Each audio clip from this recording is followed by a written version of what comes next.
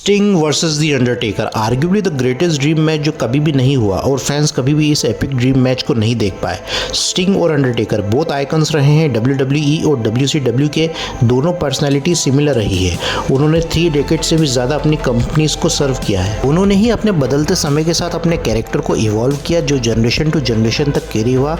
उन्होंने अपने करियर के दौरान डिफरेंट आइडियाज़ को भी इंट्रोड्यूस किया है और फैंस की ये ड्रीम बनकर ही रह गई। रेसलिंग इंडस्ट्री में से बहुत कम रेसलर्स होते हैं जो अपने कैरेक्टर्स और गिमिक्स के लिए कमिटेड होते हैं और उनका योगदान उनके रिस्पेक्टिव बिजनेस के लिए सर्वप्रिय होता है। उनका पैशन फैंस के लिए परफॉर्म करना और उन्हें एंटरटेन करना, चाइल्डहुड नॉस्टैल्जिया और उन्हें ग्रो अप होते देखना उनके पर्सोना से हमें इमोशनली कनेक्ट करता है। अंडरटेकर मार्क कॉलोवे, उन्होंने अपने अंडरटेकर के कैरेक्टर को नई जान दी है। उन्होंने अपनी गिमिक को जिया है। 3 डेकेड्स तक वे WWE में एक्टिव रहे। अंडरटेकर ने अपने करियर में golden era, the new generation era, attitude era, ruthless aggression era और PG एरा के समय तक वे रेसल किया है।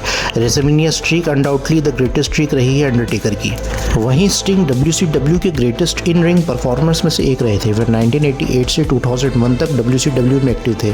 फिर जब 2001 में WCW खत्म हो गई थी तो चांसेस ये थे कि स्टिंग WWE के साथ साइन करेंगे, पर स्टिंग ने ऐसा नहीं किया। स्टिंग ने वर्ल्ड रेसलिंग ऑल स्टार्स में 2002 से लेकर 2003 तक वे रहे।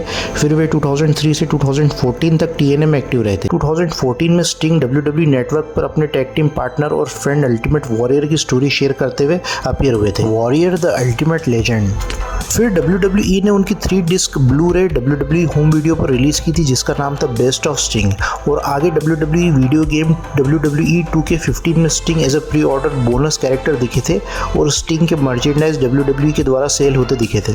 स्टिंग ने WWE में नवंबर 23 रॉ के एपिसोड में डेब्यू किया था और उन्हें क्राउड से ट्रिमेंडसली पॉप मिला था और स्टिंग का फ्यूड द अथॉरिटी के साथ स्टार्ट हो गया था।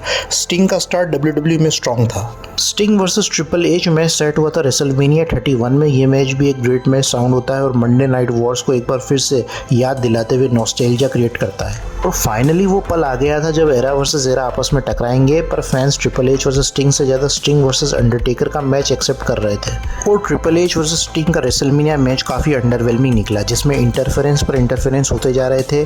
DX, NWO, फिर शॉन माइकल्स मैच के एंड सेगमेंट में स्टिंग को स्वीट चिन म्यूजिक दे देते हैं। इसके बाद ट्रिपल एच अपने स्लेज हैमर से स्टिंग को हिट करते हैं और अपना फिनिशर देके WCW के लास्ट रिमेनिंग सुपरस्टार का वे अंत कर देते हैं। पर बाद में स्पेकुलेशंस ये थे कि अगले रेसलमेनिया में स्टिंग वर्सेस द अंडरटेकर का मैच पॉसिबल हो सकता है, पर ऐसा नहीं है कि स्टिंग को WWE ने इससे पहले कॉल नहीं किया अपनी कंपनी में परफॉर्म करने के लिए। 2011 के इंटरव्यू में स्टिंग ने कहा था कि WWE ने उन्हें अप्रोच करा है रेसलमेनिया 27 में अंडरटेकर के अगेंस्ट एक मैच के लिए और वे उन्हें हॉल ऑफ फेम इंडक्शन में भी शामिल करेंगे। पर स्टिंग ने WWE के साथ साइन नहीं किया क्योंकि वे WWE और विंस पर भरोसा नहीं कर सकते कि वे उनके कैरेक्टर को किस तरह से यूज़ करेंगे। और उनके रेसलमेनिया मैच के बाद भी स्टिंग का फ्यूड द अथॉरिटी के साथ कंटिन्यू रहा था। स्टिंग ने रॉलिंस के साथ WWE चैंपियनशिप मैच खेला था नाइट ऑफ चैंपियंस में और उस मैच के दौरान स्टिंग को नेक इंजरी हो गई थी। रॉलिंस ने अपने WWE चैंपियनशिप रिटेन की और इसके बाद स्टिंग का शॉर्ट WWE करियर एंड हो गया। 2016 में स्टिंग को हॉल ऑफ फेम इंडक्शन में शामिल किया गया था। हालांकि इसके बाद वे टोनी खान के AEW चले गए थे जहां AEW में 2020 से लेकर 2024 तक वे एक्टिव रहे। फाइनली वे रेसलिंग से फुल टाइम रिटायर हो चुके हैं। और अगर हम उनके WWE करियर की बात करें तो स्कॉट स्टाइनर, गोल्डबर्ग के बाद स्टिंग, जिन्हें स्टार्ट तो बहुत ग्रेट मिला लेकिन बाद में उनकी हाइप को धीरे धीरे करके ख़त्म कर दिया गया और हमें कभी भी देखने को नहीं मिला वो आइकॉनिक ड्रीम मैच जो था स्टिंग वर्सेस द अंडरटेकर का।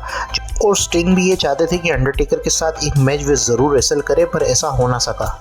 और अगर हम ये एज्यूम करके चले स्टिंग वर्सेस द अंडरटेकर के पीक अपीयरेंस को अगर हम मैच करें तो स्टिंग का क्रो स्टिंग वाला कैरेक्टर और अंडरटेकर का मिनिस्ट्री कैरेक्टर इक्वली मैच होते हैं। दोनों इंडिविजुअल्स अपने फिजिकल पीक पर थे और एक बेटर मैच हो सकता था, ना कि 2015 के बाद 2016 में होने वाले रेसलमेनिया में, क्योंकि उस दौरान वे अपने प्राइम को क्रॉस कर चुके थे। और अगर मे भी वे एक दूसरे के साथ रेसल करते तो फैंस को एक अच्छा और एंटरटेनिंग मैच नहीं दे पाते।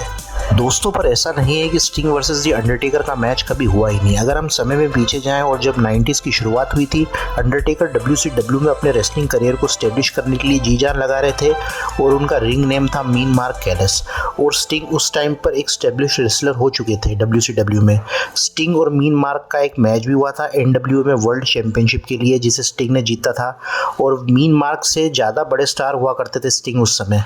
फिर मीन मार्क ने WWF साइन किया और आप सब जानते हुए बने दी अंडरटेकर और रेस्ट इज हिस्ट्री है।